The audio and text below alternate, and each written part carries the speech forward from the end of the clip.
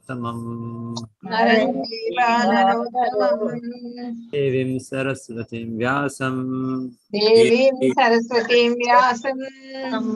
जयमुदीरयेत् ततो जयमुदीरयेत् नश्च प्रायेषु अभद्रेषु नष्टप्रायेषु अभद्रेषु नित्यं भागवत सेवया नित्यं भागवत सेवया भगवती उत्तमश्लोके भगवती उत्तमश्लोके भक्तिर्भवति नैष्टिकी भक्तिर्भवति नैष्टिकी। శ్రీమద్భాగవతం 2వ స్కందం 6వ అధ్యాయం 38వ శ్లోక యస్యావతార కర్మాణి గాయంత్యస్మదాదయః నయం విదంతి తత్వేన తస్మై భగవతే నమః యస్యావతార కర్మాణి यस्यावतार कर्माणि गायन्त्यस्मदादयः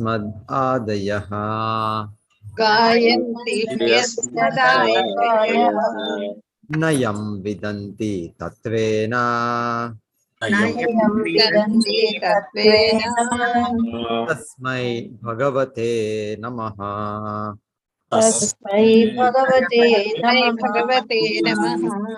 यस्यावतार कर्माणि यस्यावतार कर्माणि गायन्ति अस्मदादयः गायन्ति अस्मदादयः नयं विदन्ति तत्त्वेन नयं विदन्ति तत्त्वेन तस्मै भगवते नमः तस्मै भगवते नमः। ఎదుగండి అందరు భక్తులు हरे कृष्ण प्रभु जी। यस्यावतार कर्माणि यस्यावतार कर्माणि गायन्ति यस्तदादयः गायन्ति अस्मदादयः नयं विदन्ति तत्त्वेन नयं विदन्ति तत्त्वेन तस्मै भगवते नमः। तस्मै भगवते नमः। हरे कृष्ण प्रभु जी। धन्यवाद प्रणाम प्रभु जी। यस्यावतार कर्माणि गायन्ति अस्मदादयः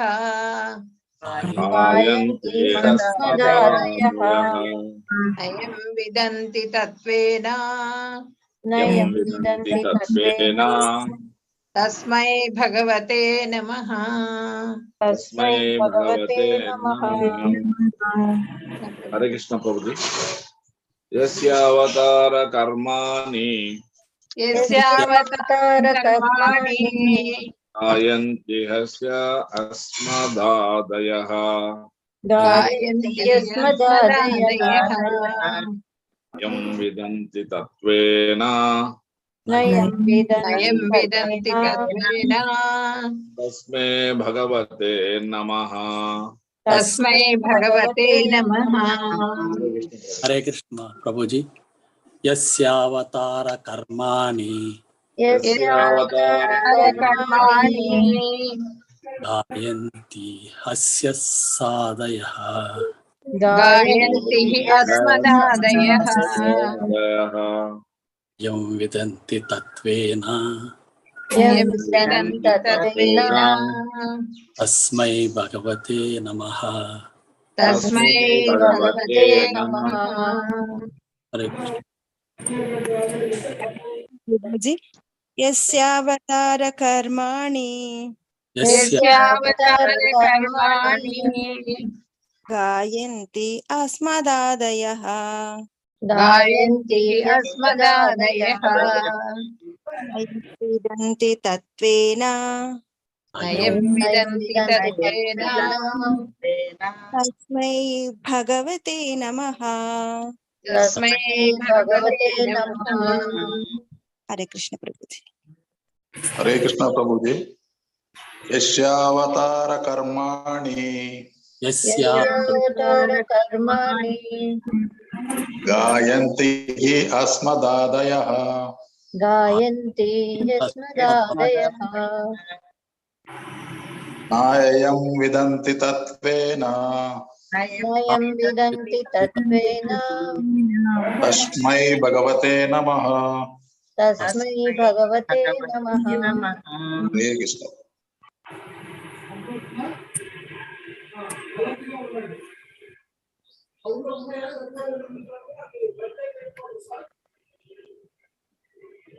యస్య యవ్వాని యస్య యవ్వాని అవతారము అవతారము కర్మాణి కర్మలు కర్మాణి కర్మలు గాయంతి గానము చేయబడును గానము గానము చేయబడును హి నిశ్చయముగా హి నిశ్చయముగా అస్మత్ ఆదయః మన వంటి వారు అస్మత్ ఆదయః మన వంటి వారు యం ఎవరిని యం ఎవరిని న విదంతి ఎరుగజాలరు న విదంతి ఎరుగజాలరు తత్వేన 100కి 100 పాళ్ళు అతని గూర్చి తత్వేన నూటికి నూరు పాళ్ళు అతని గూర్చి తస్మై అతనికి తస్మై అతనికి భగవతే దేవదేవుడగు శ్రీకృష్ణ భగవానునికి భగవతి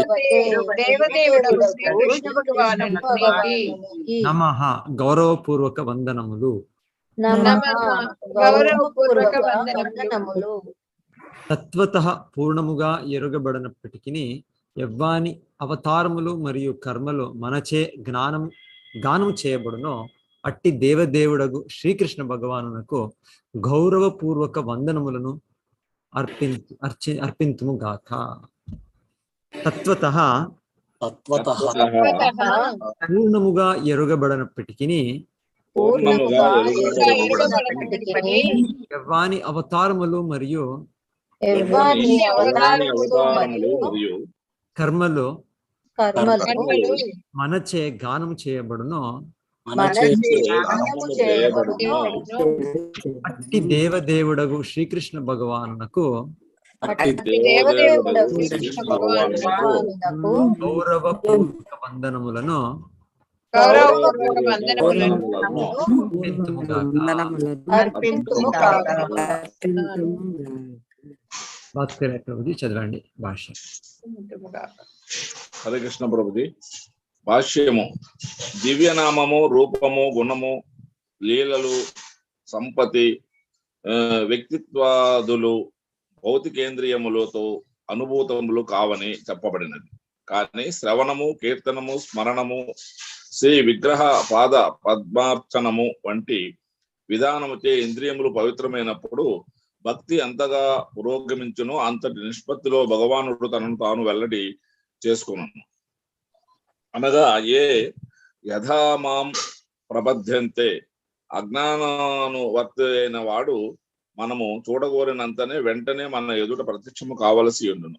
కానీ భగవానుడు అట్టి అజ్ఞానవర్తి కావాలనని ఎవ్వరునూ ఊహించరాదు.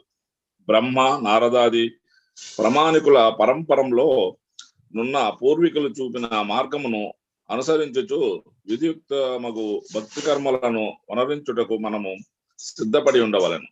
ప్రామాణికమగు భక్తియుక్త సేవ ద్వారా ఇంద్రియములు క్రమముగా పవిత్రమైన కొలది భక్తుని ఆధ్యాత్మిక పురోగతి అనుసరించి భగవానుడు తనను ఎరుకపరుచుకొనును.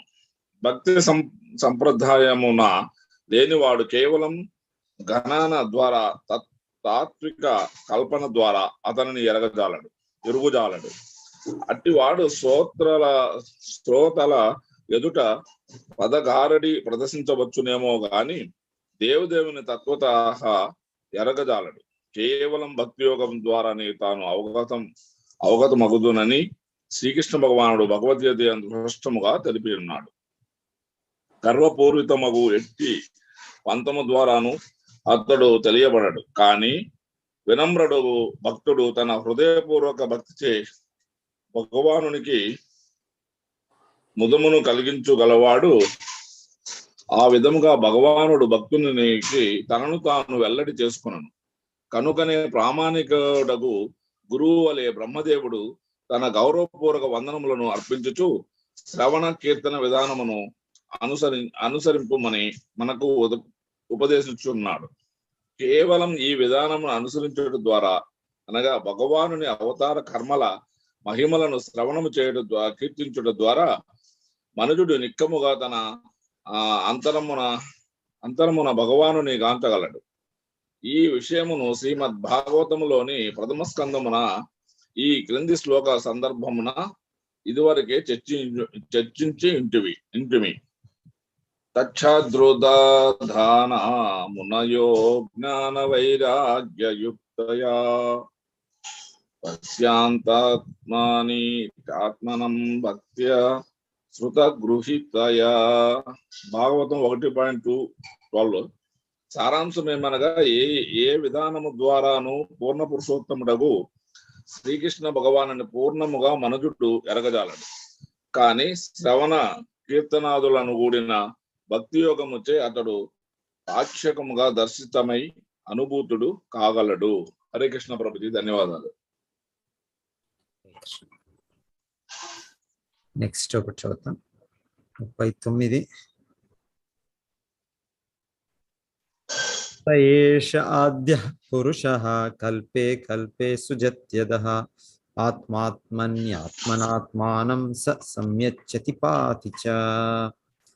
స ఏష ఆద్యః పురుషః స ఏష ఆద్యః పురుషః కల్పే కల్పే సుజత్యదః కల్పే కల్పే సుజత్యదః ఆత్మాత్మన్యాత్మనాత్మానం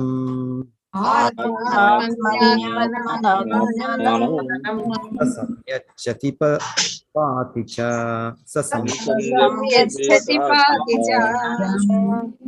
స ఏష ఆద్యః పురుషః కల్పే కల్పే సుజత్యదః కల్పే కల్పే సుజత్యదః ఆత్మాత్మన్యాత్మనాత్మానం ఆత్మాన్యాత్మనాత్మానం సంయచ్చతి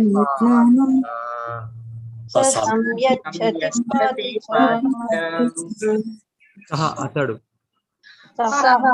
అతడు ఏషః సాక్షాత్తు సాక్షాత్తు ఆద్యః ఆది పురుషోత్తముడు ఆది పురుషోత్తముడు పురుషః మహావిష్ణు అవతారము అవతారము శ్రీకృష్ణ భగవానుని ప్రధానాంశము శ్రీకృష్ణ భగవానుని ప్రధానాంశము కల్పే కల్పే ప్రతి యుగమునందును కల్పే కల్పే యుగమునందును సృజతి సృజించును సృజించును అజః పుట్టుక లేనివాడు అజః పుట్టుక లేనివాడు ఆత్మ తాను ఆత్మని తన యందే ఆత్మన తన ద్వారా ఆత్మానం తాను సహ అతడు సంయచ్చతి విలీనము చేసుకొనును పాతి పోషించును కూడా ఆ ఆది పురుషుడు శ్రీకృష్ణ భగవానుడు తన ప్రధానాంశమును మహావిష్ణువుగా తొలి అవతారం విస్తరించి ఈ జగత్తును సృజించును. కానీ అతడు మాత్రము జన్మరహితుడై ఉన్నాడు. అయినను సృష్టి కార్యం అతని యందే జరుగును. భౌతిక పదార్థము వ్యక్తీకరణలు సర్వము స్వయంగా అతడే. వానిని అతడు కొంతకాలం పోషించి తిరిగి తన యందే లయింప చేసుకొనును. ఆ ఆది పురుషుడు శ్రీకృష్ణ భగవానుడు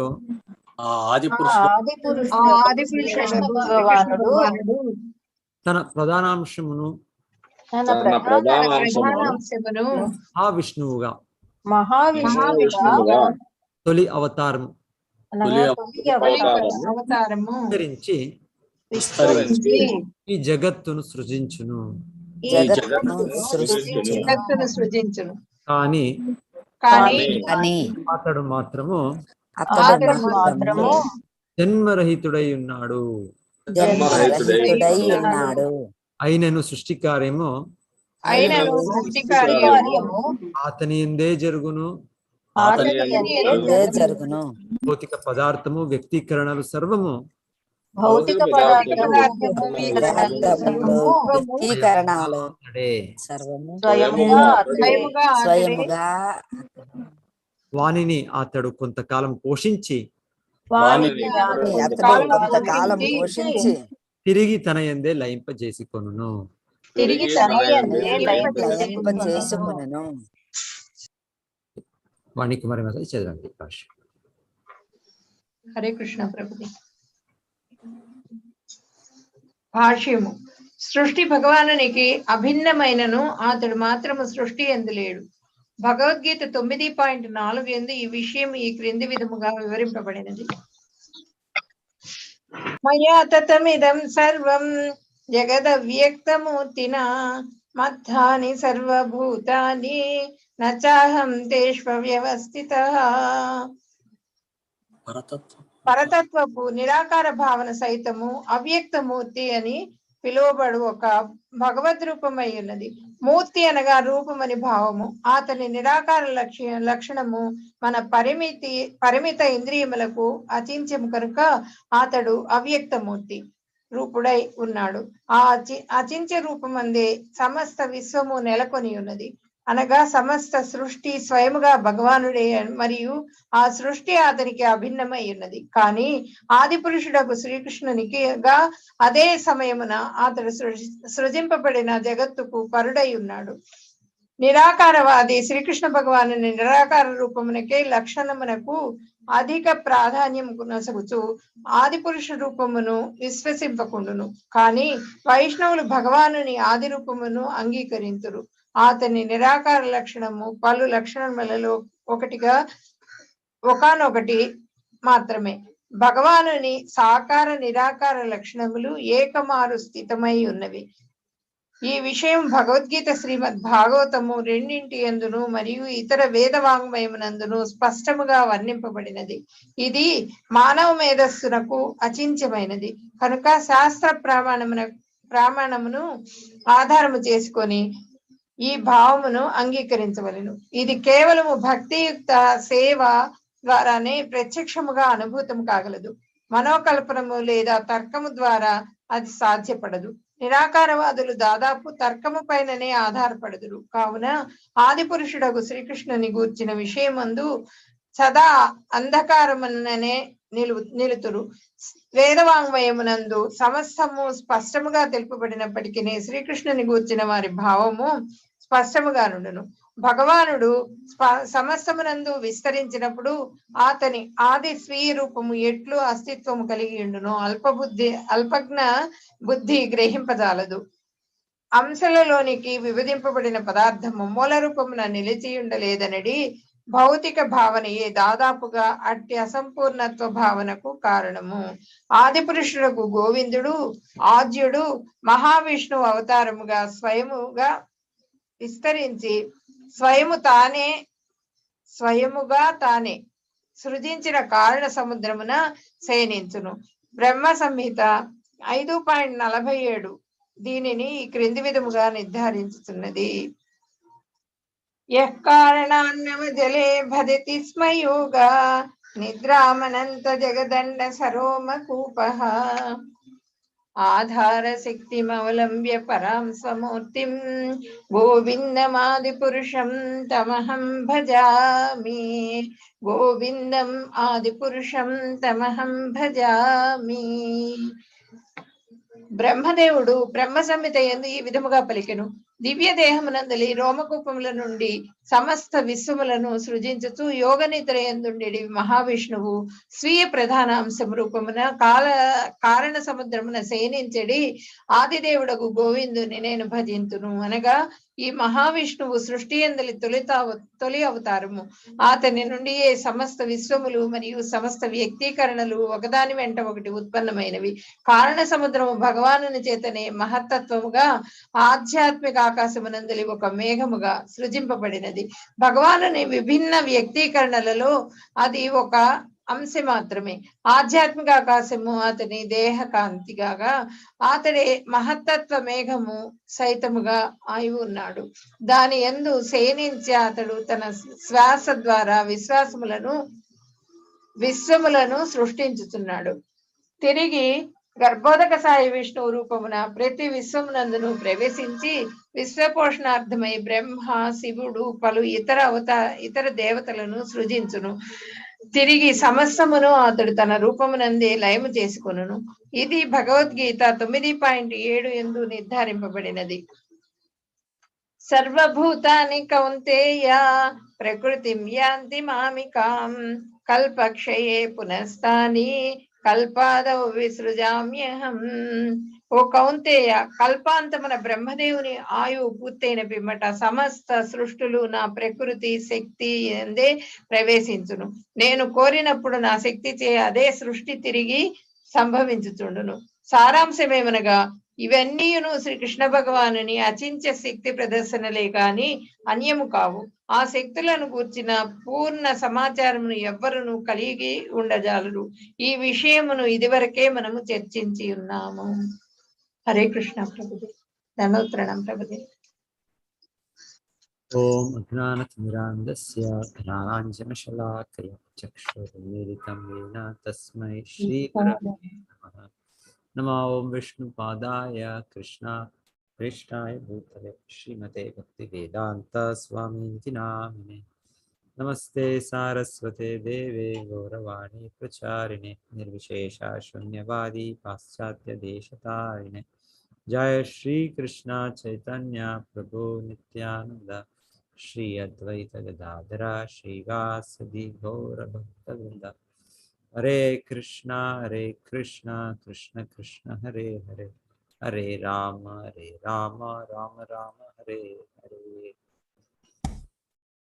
తత్వతః పూర్ణముగా ఎరగబడినప్పటికీ ఎవ్వాని అవతారములు మరియు కర్మలు మనచే గానం చేయబడునో అట్టి దేవదేవుడు శ్రీకృష్ణ భగవానునకు గౌరవపూర్వక వందనములను అర్పింతును గాక. సో బ్రహ్మాజీ కంటిన్యూ చేస్తుండేది మనకి సంపూర్ణంగా భగవంతుడిని అవగాహన చేసాను కాదు, అయితే కూడా మనము ఈ భక్తి మార్గంలో శ్రవణం కీర్తనం చేస్తుంటే మనము ఇది చేయాలి. సో వాళ్ళు కూడా దీన్ని నియుక్తులైనారు. సో మనకి కూడా వాళ్ళ ఉపదేశం మనము దీన్ని చేయాలి. సో దీంతోనే మనకి భగవంతుడు కొంత అవగాహన అవుతుంది. సో వెనకాల నేను విని మనము భగవంతుడికి కూడా సంపూర్ణంగా తన దీన్ని తెలియదు అని వాళ్ళు చెప్పే మాట చెప్పారు. అంటే తన బ్రహ్మ, శివ, నారదులు అంత వంటి మహాజనులు కూడా భగవంతుడిని ఎరగజారు. అవుతేను కూడా ఈ విధానంతో మనం పాక్షికంగా భగవంతుడు ఎంత మనకి రివీల్ చేస్తారు అంతవరకు మనకి తెలుస్తుంది అని దాన్ని వాళ్ళు చెప్తున్నారు సార్. ఈ శ్లోకంలో నెక్స్ట్ శ్లోకంలో సారాంశం ఏమనగా ఏ విధానము ద్వారానో పూర్ణ పురుషోత్తముడగు శ్రీకృష్ణ భగవాను పూర్ణముగా మనుజుడు ఎరగజారు. కానీ శ్రవణ కీర్తనాదులను కూడిన భక్తి యోగం వచ్చే అతడు పాక్షికముగా దర్శితమై అనుభూతుడు కాగలడు. తర్వాత ఈ అచింత్య భేదతత్వ వాళ్ళు చెప్తుండేది భగవంతుడు ఆత్మనాత్మానం. సో భగవంతుడు తన శక్తి ఒకటే, భగవంతుడి నుండినే ఆ శక్తి వస్తుంది. ఆ శక్తిను భగవంతునికి ఎప్పుడు కూడా కనెక్షన్ ఉంటుంది. సూర్య అంటే సూర్యతో ఎప్పుడు సూర్యకిరణం ఉంటుంది. సూర్యకిరణం లేక సూర్యుడు లేదు. సో ఈ భగవంతుడు నానా శక్తులు, ఈ పరాస్య శక్తులు, విదైవ శ్రూయతే, 3 శక్తులు ముఖ్యంగా నేను వింటుంటున్నాను భగవంతుడి. తన అంతరంగ శక్తి, ఇంటర్నల్ ఎనర్జీ, తన బహిరంగ శక్తి, సో ఎక్స్టర్నల్ ఎనర్జీ, మూడవది మనము మార్జినల్ ఎనర్జీ, తటస్థ శక్తి. సో ఈ శక్తిలో భగవంతుడి సదా భగవంతుడితో ఉంది. ఈ శక్తిలో భగవంతుడు కొంత టైము పర్టికులర్లీ బహిరంగ శక్తిని వ్యక్తం చేస్తారు, ఇంకొక టైం భగవంతుడు దాన్ని తనలోగానే తీసుకుంటారు. సో అయితే ఆ తటస్థ శక్తి కావచ్చు, ఈ అంతరంగ శక్తి కావచ్చు, అది ఎప్పుడు కూడా నిత్యమైనది. అది అదే రూపంగా అది ఉంటుంది. అది సో అది మార్పు లేదు. ఇది బహిరంగ శక్తికి మార్పు ఉంటుంది. ఇది సృష్టి అయినప్పుడు ఇది వేరే వేరే లోకాలు వేరే వేరే దీనిగా కనిపిస్తుంది. అయితే తర్వాత అవ్యక్తం అవుతుంది. ఇది భగవంతుడు బహిరంగ శక్తి, మహాభూత అని చెప్పేది. ఆ ఆది పురుషుడు శ్రీకృష్ణ భగవానుడు తన ప్రధానాంశం మహావిష్ణువుగా తొలి అవతారం విస్తరించి ఈ జగత్తును సృజించును. కానీ అతడు మాత్రము జన్మరహితుడై ఉన్నాడు. అయినను సృష్టి కార్యము అతని ఎందే జరుగును. భౌతిక పదార్థం వ్యక్తీకరణ సర్వం స్వయంగా అతడే. సో సర్వం ఖలు ఇదం బ్రహ్మ. వీళ్ళన్నీ కూడా చెప్పేది సన్షైన్ సూర్యుడే అని చెప్పొచ్చు. పోతే కూడా అది సూర్య వేరే, సూర్యుడ శక్తి వేరే. సో అలాగా మనము దీని భగవంతుడి శక్తి భగవంతుడితో ఎప్పుడు ఉన్నది. వ్యక్తీకరణము సర్వము స్వయంగా అతడే. వానిని అతడు కొంతకాలం పోషించి తిరిగి తన ఎందే లయింప చేసుకున్నాడు. భగవద్గీత 9వ అధ్యాయంలో విన్నట్టు భగవంతుడ శక్తినే సర్వవ్యాపకం. అయితే కూడా భగవంతుడు విభిన్నంగా కూడా ఉన్నాడు. తన భగవాన్ స్వరూపంగా భగవంతుడు విభిన్నంగా ఉన్నాడు. ఇంకొకరికి చెప్తుండేది అవ్యక్తం అనేది వ్యక్తం మూర్తి. సో ఇది రూపం, ఒక అన్నిదానికి రూపం ఉంది అని చెప్తున్నారు. అవ్యక్త రూపం కూడా ఇక్కడ చెప్తున్నది. పరతత్వపు నిరాకార భావన సైతము అవ్యక్త మూర్తి అని పిలుపబడు ఒక భగవద్ రూపమై ఉన్నది. మూర్తి అనగా రూపమని భావం. అతని నిరాకార లక్షణము మన పరిమిత ఇంద్రియములకు అచింత్యము కనుక అతడు అవ్యక్త మూర్తి రూపుడై ఉన్నాడు. సో అవ్యక్త మూర్తి రూపం అంటే మనకి గోచరం అవుతాలే మనకి భౌతిక ఇంద్రియాలతో. దానికోసం అవ్యక్తం ఇక్కడ చెప్తుంది. అవ్యక్తమూర్తి అని చెప్తున్నాను.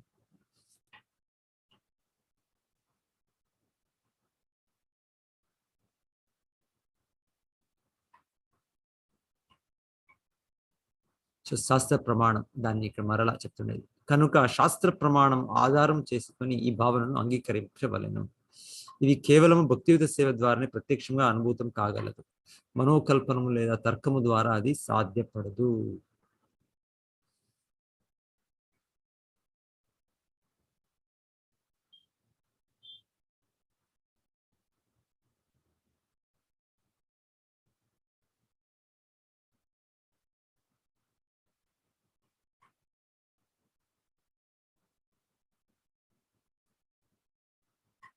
ఇక్కడ కూడా సారాంశం ఫైనల్ గా ప్రభుపాద సారాంశం ఏమనగా ఇవన్నీ శ్రీకృష్ణ భగవానుని అచింత్య శక్తి ప్రదర్శనలే గాని అన్యము కావు. ఆ శక్తులను గూర్చిన పూర్ణ సమాచారమును ఎవ్వరును కలిగి ఉండజాలరు. ఈ విషయము ఇది వరకే మనము చర్చించి ఉన్నాము. హరే కృష్ణ. ఏదైనా ఎవరైనా ఎక్స్ప్లెయిన్ చేస్తారా, పాయింట్ డిస్కస్ చేస్తారా?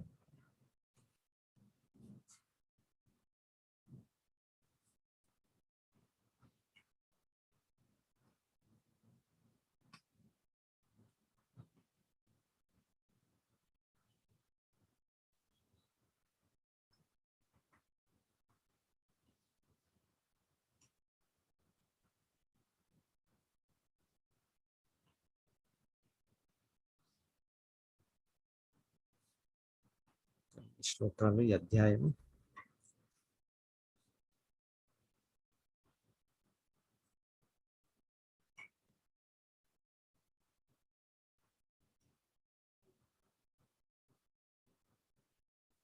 ఇంకో 6 శ్లోకాలు 6 శ్లోకాలు